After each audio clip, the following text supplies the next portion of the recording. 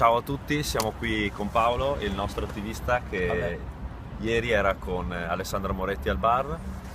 Alessandra Moretti che si è offesa terribilmente perché Paolo giustamente gli ha chiesto perché non era a lavorare.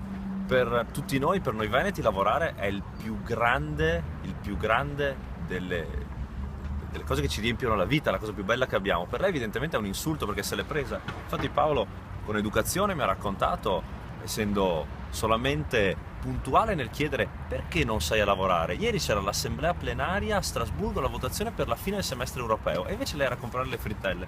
Paolo, infatti, com'è che è andata?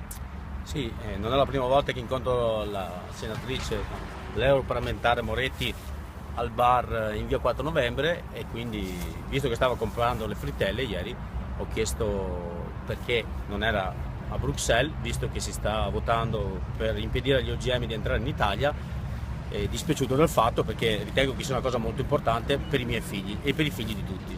Ora, Quindi non so cosa dire, a me dispiace un ora sacco. noi sappiamo che vengono pagati profumatamente, sappiamo che sono 10.000 euro netti al mese che vengono percepiti per essere in quell'aula a votare. E invece è prima, o comunque tra le prime, per assenteismo. Ora, non saranno le querele a fermare la nostra voglia di conoscenza. Non potete mettere il bavaglio a Paolo, a me e a tutti quanti noi pensando di spaventarci, perché la politica della rendicontazione è alla base di quello che noi crediamo.